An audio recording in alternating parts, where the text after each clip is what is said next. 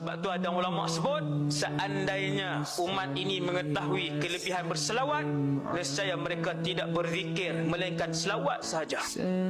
Salahkah selawat sahaja sehari semua sekali? Tak salah.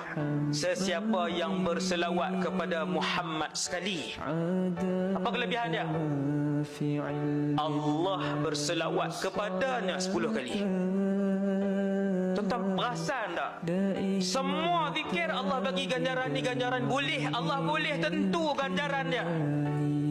Allah boleh sebut apa ganjaran dia, berapa banyak ganjaran dia, berapa tahun ganjaran dia, apa yang hadiah yang Allah bagi. Tapi bila mai tang selawat, Allah tak sebut ganjaran, Allah sebut Allah berselawat kepadanya. Tak boleh nak sebut ganjaran dia. Maka Allah mengambil tempat untuk memberikan ganjaran itu dengan Allah berselawat kepada orang yang berselawat kepada Nabi sallallahu alaihi wasallam. Betapa selawat itu tidak dijanjikan oleh Allah dengan kelebihan dapat yang ni, dapat hak ni, dapat hak ni, dapat hak ni. Allah nak bagi kita fikir, aku tak sebut kelebihan yang boleh diberikan, melainkan kelebihan itu hanya boleh diberikan dengan aku menyebutkan aku sendiri berselawat kepada orang yang berselawat itu. Itu kelebihan dia.